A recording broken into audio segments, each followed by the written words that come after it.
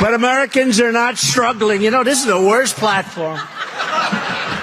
Who put this stage up here? This is the worst. The frickin' place is falling down. That was Donald Trump nearly falling down on stage after he leaned on his podium too hard. Trump was excused from his Manhattan trial today so he could attend his son Barron's high school graduation, and he decided to use that opportunity to headline a fundraiser. Trump gave a speech at the GOP's annual Lincoln-Reagan dinner in St. Paul, Minnesota, and it did not go well. He falsely claimed he won Minnesota in 2020. He looked weak and was slurring throughout the entire speech. He almost fell down on stage, then blamed it on the event workers, calling them crappy. But before all that happened, he walked on stage and bragged about not paying his bills. Play this clip. How about that? Before I got up, the teleprompter fell down. That's great. Great going, fellas, back there. Then they want to know why I didn't pay the bill. You know, I get a lot of heat.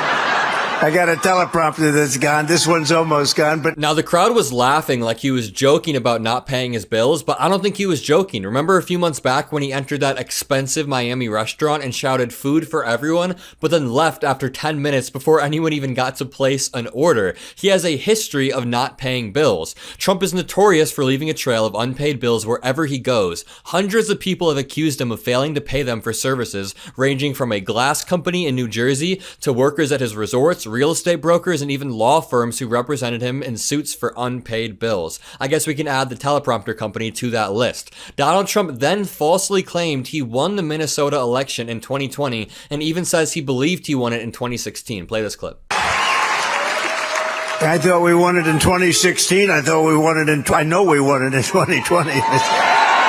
We gotta be. It should go without being said, but Donald Trump did not win Minnesota in 2020, even if he thinks he did. He also thinks there was a top-down plot to rig the election in all of the key swing states, but they somehow left no pictures, no videos, no paper trail, no evidence whatsoever. Donald Trump then began to ramble and trip over his words, and he brought up Tic Tacs for some reason. I don't know, play this clip. It's out there because this is, okay, so I just got this today. Somebody handed it to me. It's a weird, and not as a joke.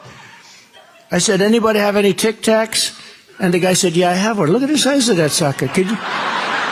Just keep in mind, if President Biden said that exact same thing verbatim, I don't think the right-wing media would ever let it go. The same with this next clip. Donald Trump begins to incoherently ramble, slurring his words, talking about 45-mile-per-hour winds. And when I play this clip, just notice the ads plastered across the screen that say, Free Trump Book. It says, The Kid's Guide to President Trump. First of all, if anybody looks up to Donald Trump as some beacon of morality, then their kids deserve better. But secondly, these ads are so sketchy, you literally could not pay me to put my credit card information into a website called freetrumpbook.com. But play this clip of him rambling. In Ohio, in fact, our great senator from North Dakota, you were there for somebody that's going to win, I think, Bernie Moreno. And we had 45-mile-an-hour winds. Donald Trump then refers to Special Counsel Jack Smith as deranged Jack Smith. Play this clip. We have deranged Jack Smith in New York. He's a deranged individual, Washington. Yeah, Trump, it's everybody else who is deranged and crooked. He then tries to say the word successful, but says successful instead. Watch this clip. We're going to have Maganomics. We're going to make it the most successful. We will be again the most successful country in the world. Then Donald Trump began doing that thing again. Can he please stop doing this? Play the clip. Mom, I don't know, Mom. This is a heavy sucker. Oh, Mom, I can't do it. Boom. Again, just imagine the backlash if President Biden did that on stage. But we then saw how weak and feeble Donald Trump truly is. He almost face-planted on stage in front of the entire crowd after leaning on his podium slightly too hard. And in classic Donald Trump fashion, he began to place blame on the event workers, calling them crappy. Play this clip.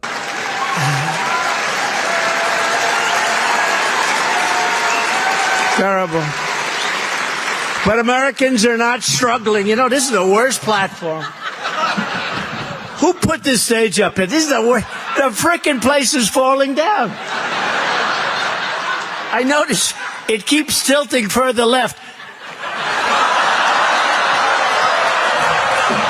Like too many other things. What a crappy contractor this was. No, it's true. You know, I'm known as being a pretty tough negotiator, and Sometimes I get a bad rep. A contractor does a bad job. I met a lot of great contractors, but he does a bad job, I don't pay him.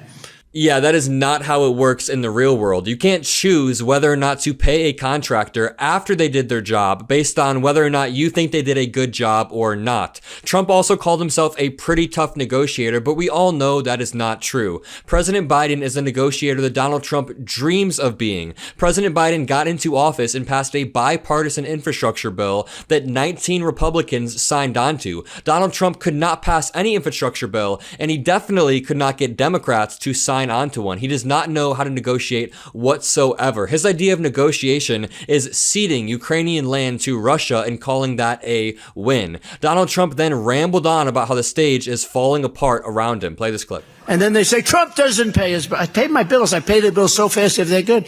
But this happens to be, look, the teleprompter is useless. It fell down. I don't know why it fell down. It's not like, I don't mind. I've lost teleprompters to wind. There's no wind in here. So why the hell did it fall down? Did you see it? It fell down. I'm standing here listening to the great Lee Greenwood, and the teleprompter falls off the stage. Now I put my hand on this thing and the thing tilts over. This is not... I think it was Emmer. Maybe Emmer doesn't. We then see Donald Trump laying the groundwork to chicken out of his debate with President Biden by demanding that Biden takes a drug test. When has that ever been the precedent in presidential debates ever? Play this clip. No, I have fake Tapper as they said, I just want to debate this guy, but and I'm going to demand a drug test too, by the way. I am. No, I really am. I don't want him coming in like the State of the Union. He was high as a kite. I said, is that Joe up there? A beautiful robe? And by the end of the evening, he's like, well, it was exhausted, right?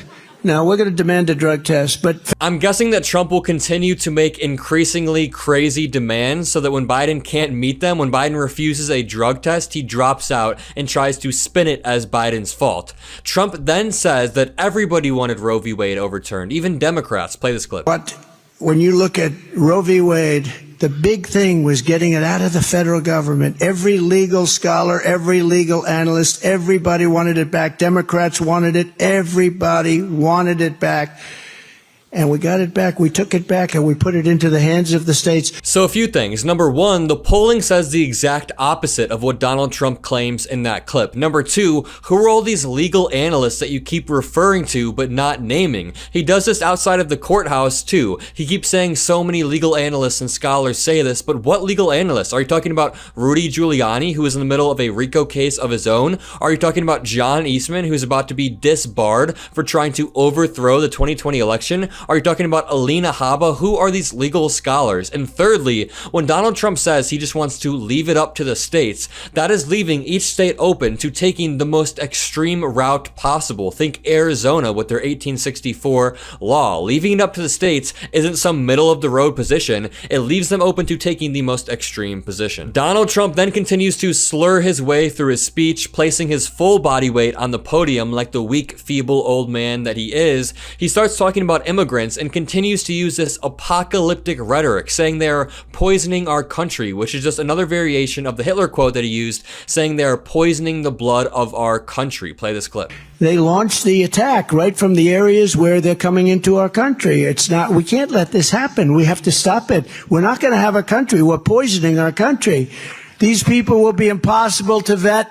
The vast majority support Hamas, and even neighboring countries like Egypt and Jordan don't want. So as you can see, Donald Trump is incredibly worn out. He's tired. He's sleeping in court. He's slurring his way through speeches, almost falling down on stage. And if that is the Donald Trump we see in the debate versus Joe Biden, I think Joe Biden will sweep. It will be no challenge whatsoever. But if you enjoyed this video, make sure to leave a like, subscribe to MeidasTouch, subscribe to my channel in the description below. I do breaking news videos every day. Most importantly, have a great day. Love this video? Make sure you stay up to date on the latest breaking news and all things Meidas by signing up to the MeidasTouch newsletter at MeidasTouch.com/newsletter.